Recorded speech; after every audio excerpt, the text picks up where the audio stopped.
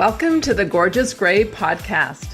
I am Nicole Scott, your host, registered holistic nutritionist, rest mindset coach, author of the Gorgeous Gray movement, and the co-creator of the Menopause Reset program.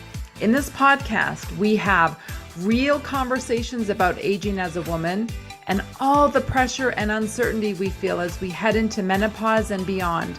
Let's face it, aging is not an easy conversation to have. But I say it's time to talk about the messy middle and offer hope when we feel like giving up on ourselves.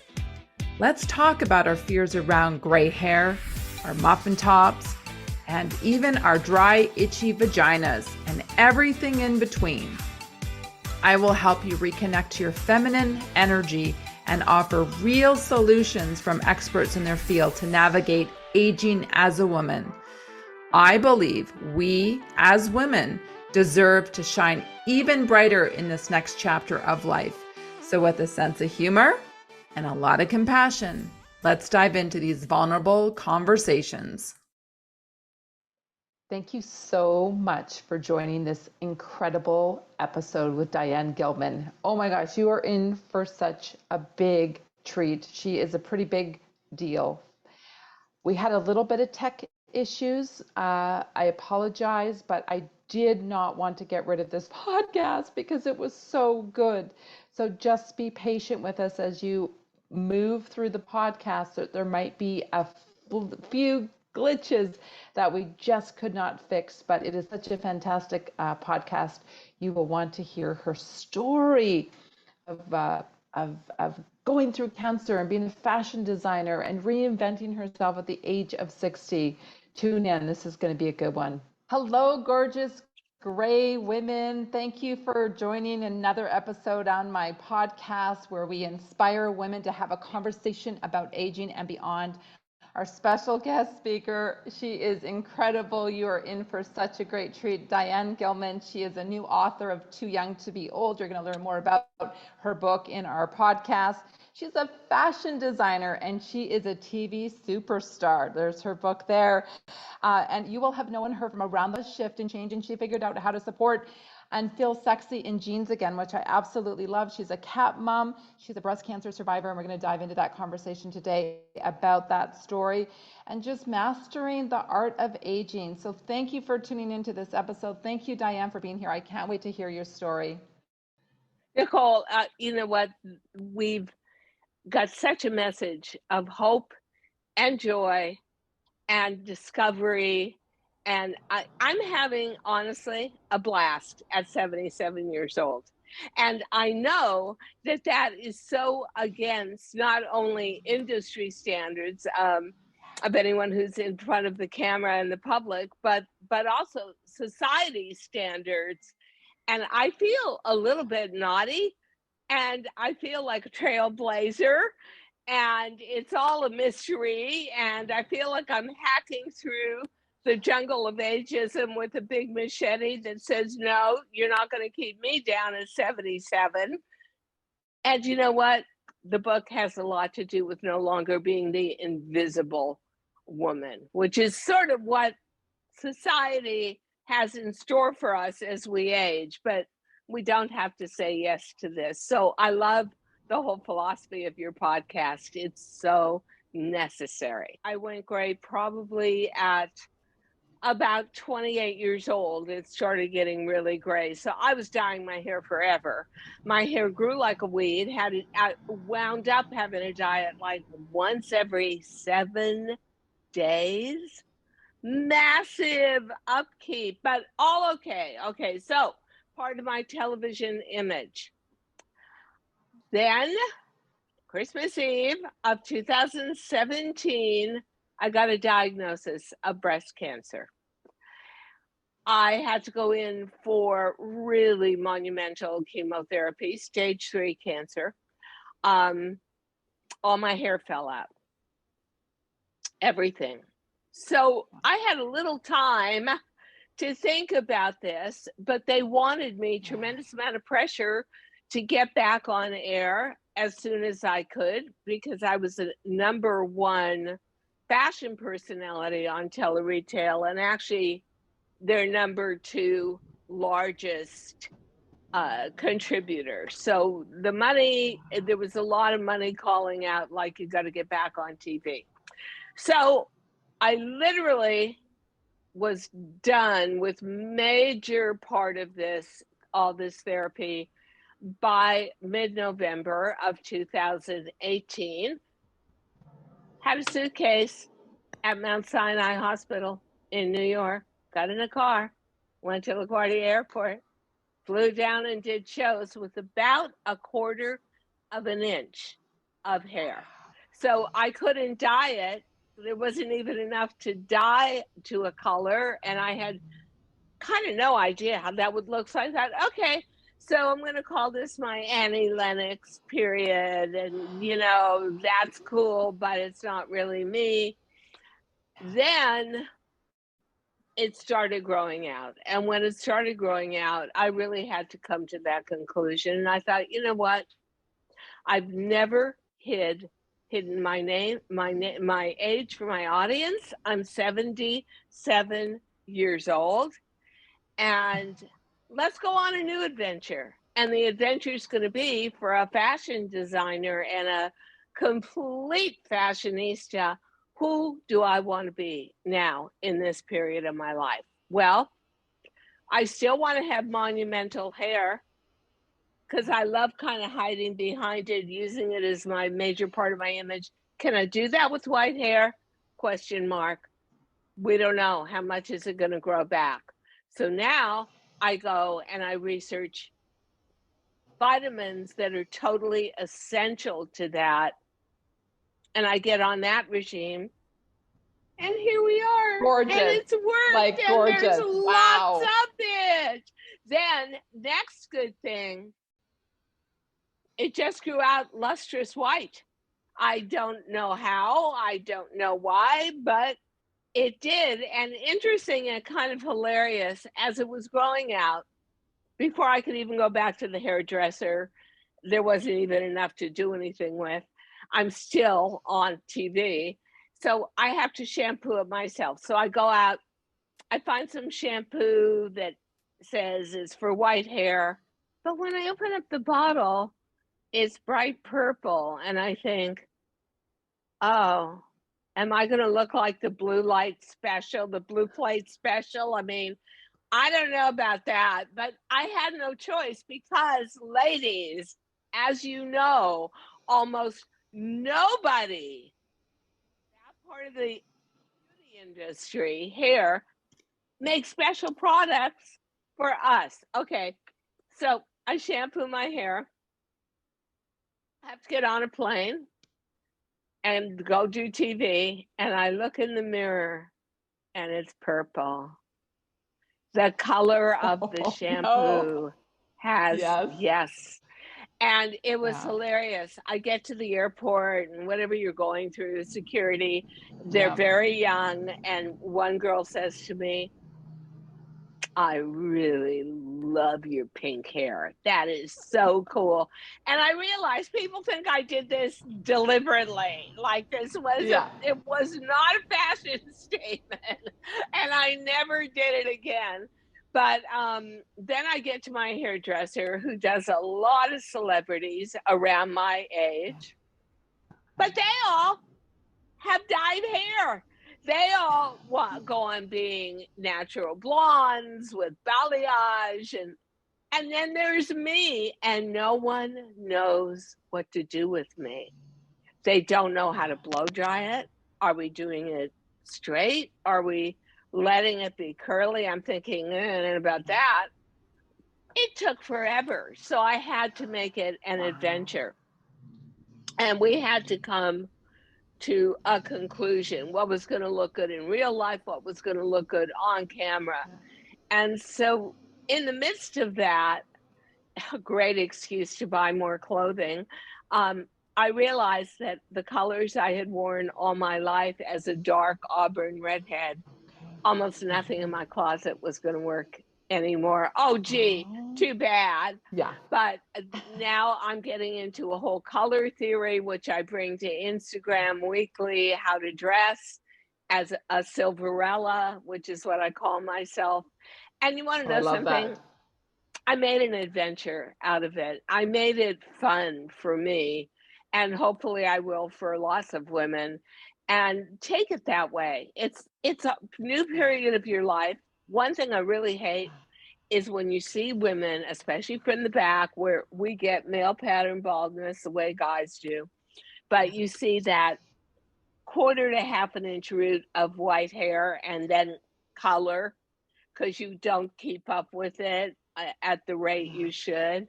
You're Yeah. not fooling Yeah. anybody. So why not Right. try to use your natural assets? Yeah. So I Yeah. found through Yeah. Oribe, the only brand that actually had really great shampoo that brought out the luster of white hair. Mhm. I just started to work with what I had. I never Yeah. lied about my age on TV. I'm proud of it, as we all should be. We are true Yeah. survivors. And I'm loving the whole new me. I discover something new every day. If you had told me 5 years ago, you're going to be wearing pastels for spring, I would have said, what? You're out of your mind.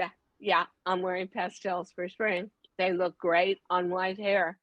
So, you know what? I It love it. how you craft your image is Yeah. the story you tell to the general public and everybody around you. And I thought authenticity, I'm going to take a really bold step and become organic and authentic. Here I am.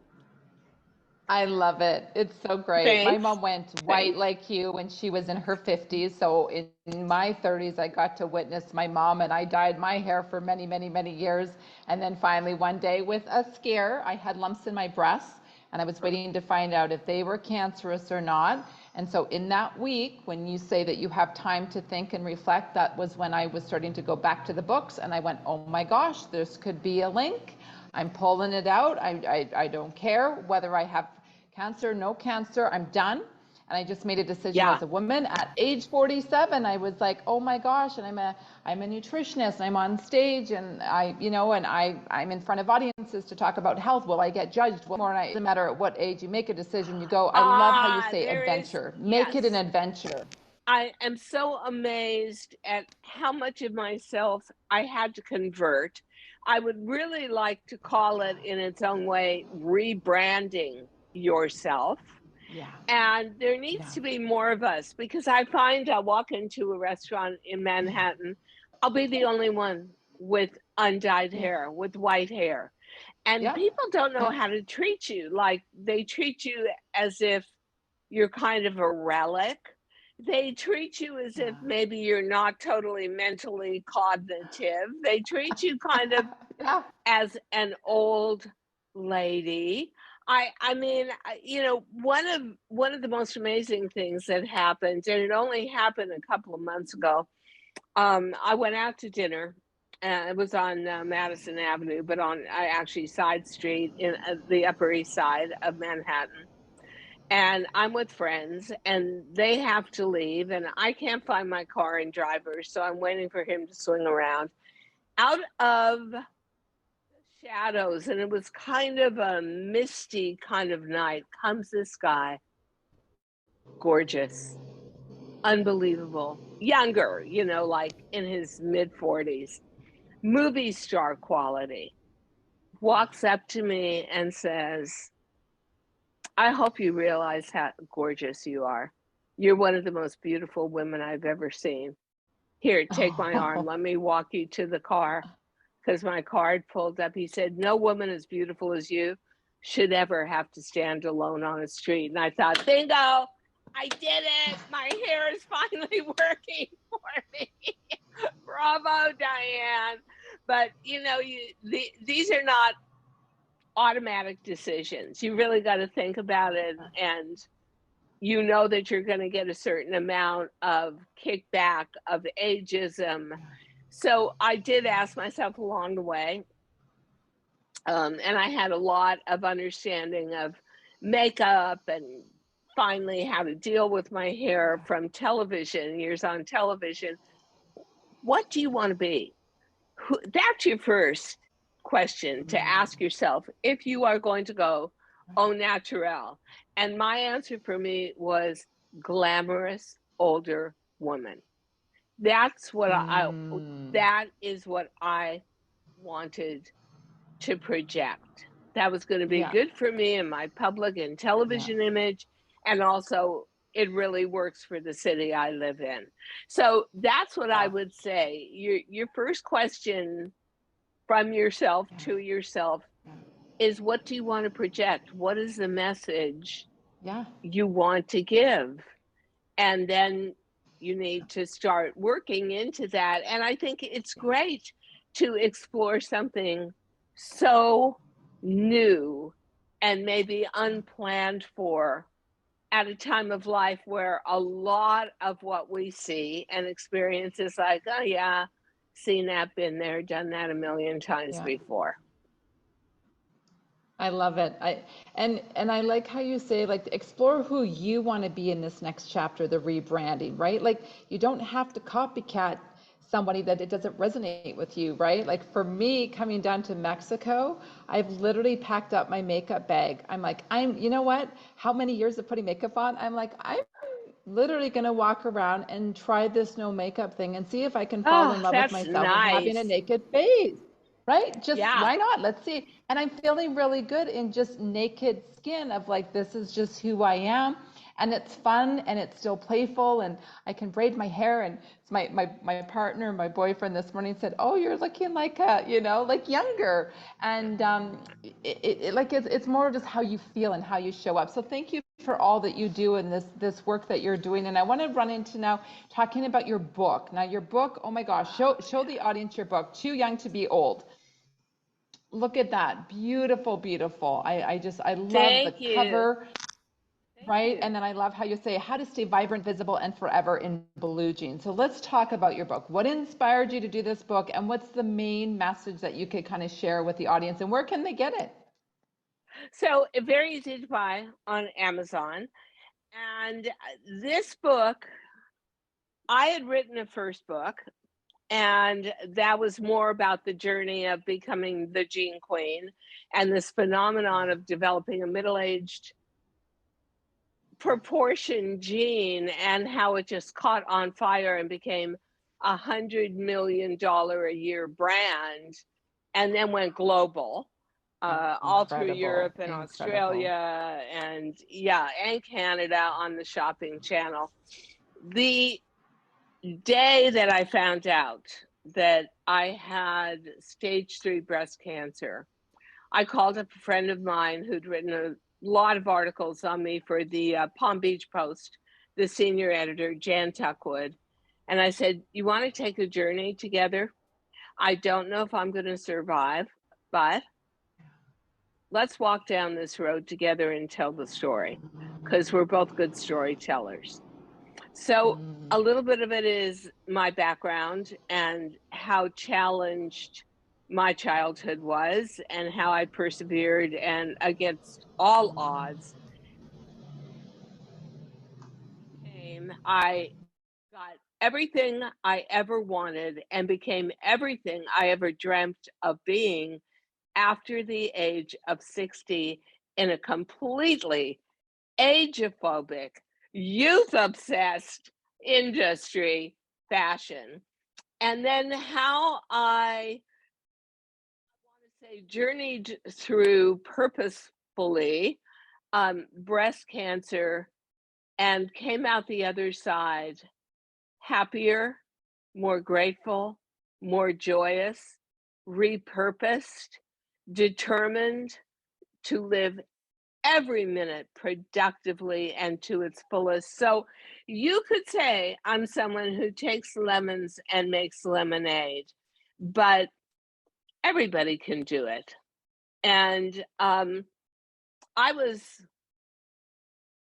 given a great prognosis, but my doctors all said, you were so positive and you were so completely convinced you were going to be cured that you got cured. So there is a lot in the book about the power of intention. Set your goals for yourselves. believe in yourself, know what's valuable to you. And you know what? It became I had a series of experiences that were just kind of amazing. I came out so much more of an empathetic person as well, because you can be a fashion designer in a really harsh city like New York City, and you live in this bubble. You live in a bubble where fashion is everything. And you know what? Cancer doesn't care. Cancer doesn't care if you've got 10 Louis Vuitton bags. Cancer doesn't care if you've got Manolo Blahnik shoes. Cancer doesn't care if you dye your hair red and go to a famous hairdresser. And you find how leveled out all of those extraneous things are. And I rearranged my priorities. So everything for me for breast cancer came out as a positive, and that is my actually total memory of it. I came out for the better. So incredible. And so let's dive in a little bit. What were some of the things that helped you get through this stage of healing your body? You mentioned intention was something that was really important, but I'm sure there's many, many more things that you did, like nutrition, lifestyle, mindset. What are some of those things that helped you? I decided that, and I think it's true, that, and actually it was just proven. I thought to myself, I'm not gonna, and never really did, but really not now, eat anything over processed. They just proved that if you eat over processed foods, you're taking at least 10 years off your lifespan and 10 to 20 years off your cognitive abilities. So I made a vow to myself, and it's in the book, that I would not eat anything that had been dead for more than a couple of weeks. I mean, the food has to have a connection with the life of wherever it came from, plant or animal. And if it's going to be an animal, and of course it needs to be organic, I don't want any of those chemicals, but if it's going to be an animal, it has to have lived a happy life. In other words, free range, and eating not some pre-produced waste product meal, but eating true green grass and being cared for. And so I made it very intentional that everything I put in my body was as chemical free as possible and as alive as possible. Now, I'm a terrible person for eating the amount of greens I should eat. I'm going to be right. I like protein. Greens are like, okay, do I have to? So I started researching vitamins, and I came upon two vitamin regimes. One is called Lima. It's English, it's European, but it's for older women like us, and all the things that you can no longer absorb as nutrients from food, and all the things you don't have enough of because, and it's very complex, but LYMA. And I take that to fill in and balance, right? And then I take something that actually also turns around and stimulates, and there are many products out there that will do this for you. Get something that stimulates your hair growth and your nails and puts collagen back in your skin. People always, and somebody was saying it to me the other day, like, oh, Diane, so you look like you did something. And they're waiting me to say, oh, yeah, okay, I had a mini facelift. And I kept saying, I'm just eating right, sleeping right, and taking vitamins. And they're like, yeah, but it looks like you did something. You don't have to do any of that painful slicing and lifting. Maybe you do it once in middle age, but I haven't had a facelift in 35, 40 years. everything is from diet. Everything is from every chance I get, proper amount of sleep, being very careful about the sun, and being happy. Be happy. Radiate your pleasure with life. Radiate joy, and you will find, I just got some new thing that is powder that promised, it's going to look great on air and it takes away every line. And no, it doesn't. It's just got a lot of mica in it, so it makes you shiny.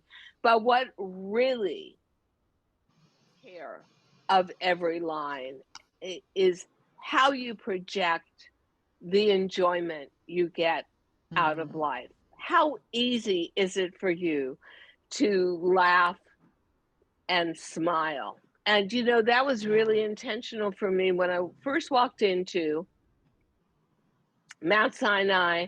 I was in a special unit called Jubin Breast Cancer Center that was incredible, really incredible, and really geared for women with all female doctors. So you didn't have to feel stupid or self-conscious with no hair and no eyelashes. And so I walked into the waiting room for chemo, and everybody is just sitting there like this. The place is silent like a tomb. Some women are crying. Some women are having their hand held. And I really don't have any family. I have lots of friends.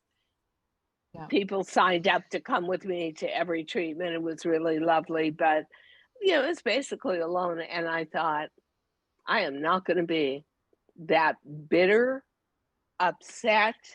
I'm going to take it out on the nurses and everybody around me, old woman with cancer. I am going to be happy.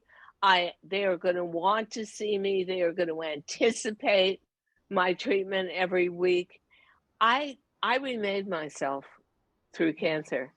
I realized very instinctually I was going to get better treatment if I was loved than if I was dreaded. And so that's exactly what I did. And then those personality traits that had maybe always been in me, but slightly hidden, they became the dominant personality traits for me. So don't say that old girls can't learn new tricks, because we definitely can. I love that. I just got it. goosebumps as you said that. You're having so much fun. You're being a mentor. I loved how you said kind of like life took a turn for you at the age of 60.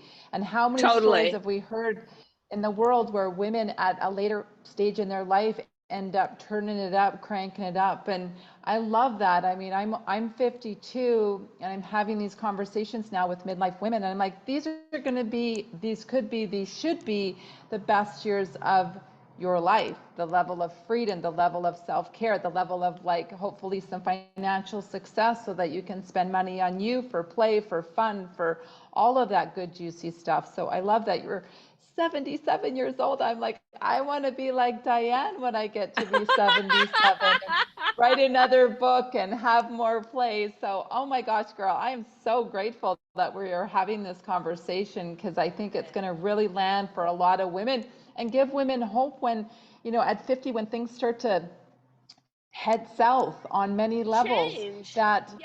Right? Yeah. It took me, I was in my industry all my life, and I was always good and maybe in the top 20% of earners. And I'd had some big hits in my career, big sellers. But when I turned 58 and my body changed, hormones changed, weight changed, where the weight was changed, shape changed, everything. Where I had dressed rock and roll stars in my 20s into my early 30s. I had dressed Gracie Slick, the Jefferson Airplane, Jimi Hendrix, Janis Joplin, Deep Purple, Sly and the Family Stone. It goes on and on and on. Rod Stewart.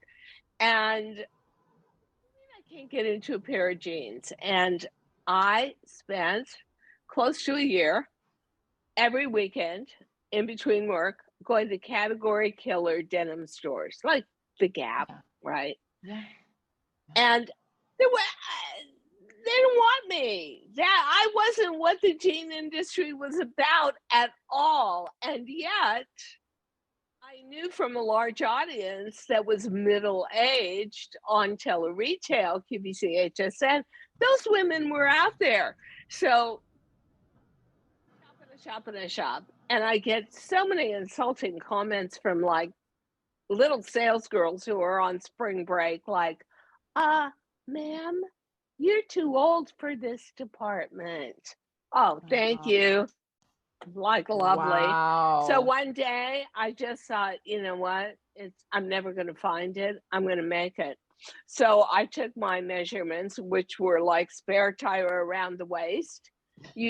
Good news is, as you age, a lot of the fat comes off your thighs, but it goes straight to your midriff. And it was not a set of industry measurements I had ever seen before, but I have my own sewers. I went out and bought a few yards of denim. I said, we made the pattern, and they kept saying, but these measurements, and I said, these are my measurements. I'm only making this jean for me. So I make the jean, I put it on, bingo, it fits. I'm going to wear it to work. How does it recreate my whole interaction with a much younger set of assistants who are all in their 20s? I'm walking down 34th Street in Manhattan. There's two young guys, Con Ed guys, in a manhole. One of them looks up, looks me up and down and says, hey lady, you got it going. And that was the beginning of a whole new life. And I thought to myself, I'm visible again. I'm not the invisible woman. I don't have to wear hide me clothes because I'm not the same measurements as a 20-year-old.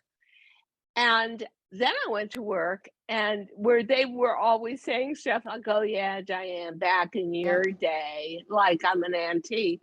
Suddenly, everybody's wearing jeans in the meeting room, and we're all on kind of equal footing.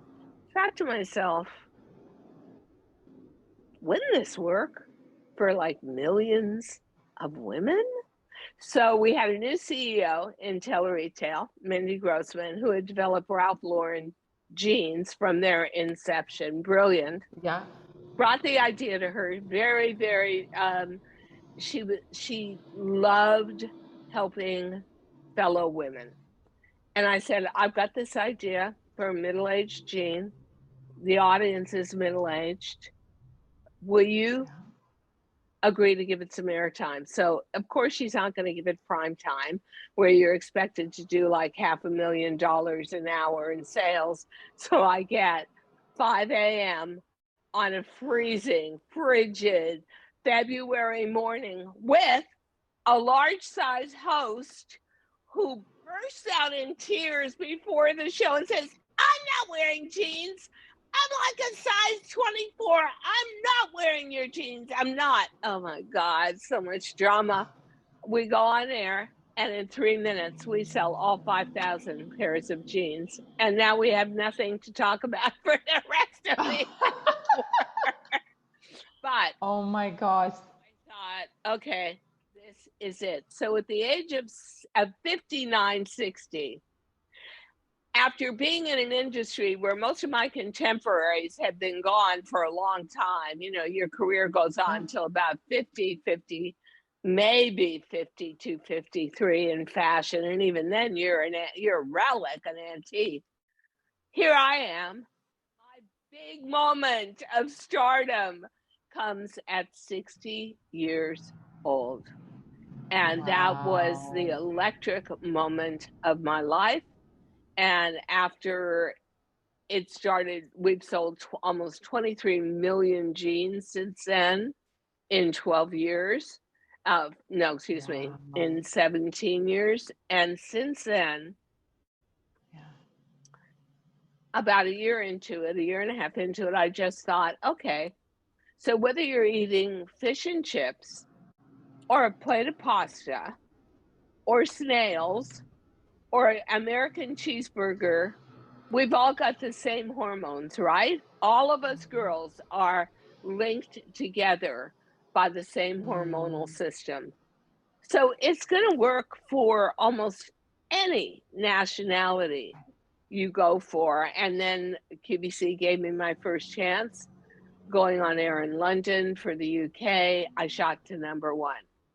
Milan for Italy shot to #1. Opened up their latest television network, which was in Paris for France, #1.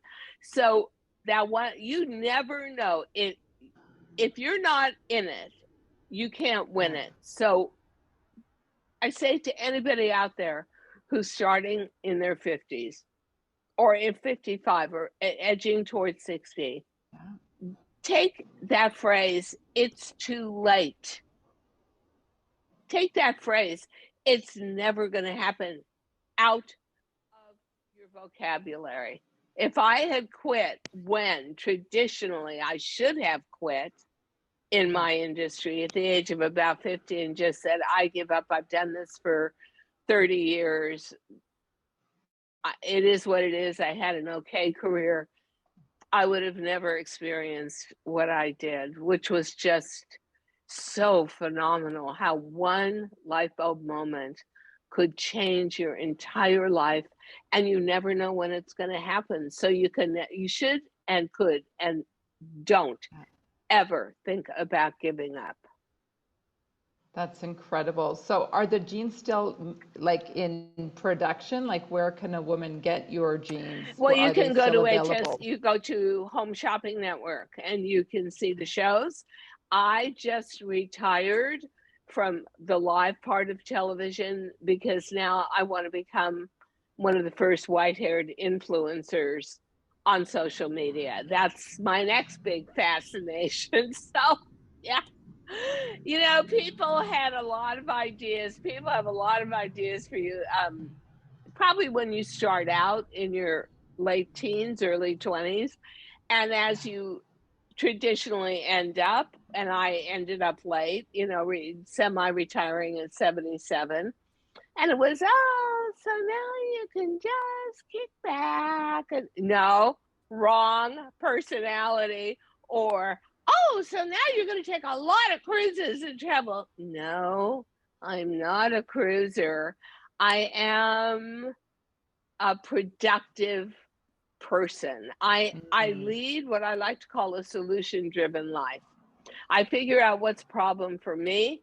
I figure all my baby boomer sisters around me probably have the same problem. I may have just seen the light and how to solve it, and then I want to bring that solution to everybody. I want to leave an imprint on the earth where people remember me with a smile on their face and they say, wow, she made my life better. She made my life easier. That is, I want to leave a legacy. So that is my next mission. I love it. Diane, thank you so much for this amazing episode. I think you kind of closed it off with, you know, that message of never stop learning, growing, expanding at any age. Anything is possible. And as you said, it takes one light bulb moment to change your life, and to listen to that intuition, which you did. You've written a book, Too Young to Be Old. You can grab it on Amazon. You can still get her jeans on the Home Shopping channel. I'm totally going to go on. I would love to get it. I don't even know if I'd have I'm in Mexico with hot weather, but I'll get a pair. I'll wear them maybe in the Oh, we fall have in lightweight Canada. denim. We've got you covered. Oh, We have you perfect. covered. See, even in Mexico, right? I love that. For sure. Oh man, Diane, thank you so much. What a gift your story is of Thank inspiration you. and hope for women at the age that you are. As they say, I want to be like Diana when I am 77. Thank you for being a light. Thank you for being the silver sister, white sister that you are, Thank and you. shining the light to this conversation so that women feel that they are mentors and that we have hope so that we can live a brilliant life, you know, and age elegantly so that we have our health and we have our vitality so we can do the things that we love in our 70s, 80s, 90s, and beyond. And don't feel isolated. Know that there's a lot of us out there, and part of the challenge is we need to just be honest and authentic and get out there and stick together. So it's just the beginning, I think, of a real power movement of the Silver Sisterhood. So I thank you so much, Nicole. This was absolutely lovely. Fantastic. Wonderful. Thanks for tuning in, ladies. I want to say thank you for listening to today's episode. If this message landed for you, make sure to leave a review and tag me, Nicole Scott, at Gorgeous Gray Movement, and make sure to share with your friends. You can head over to my free Facebook community, Gorgeous Gray Movement, or subscribe to my YouTube channel for more inspiring interviews. If you are still struggling and need additional support, you can take a look at my website, nicolescott.ca, and learn more about my new Menopause Reset program that I'm so excited for. Until next time, ladies, be well and own your sparkle.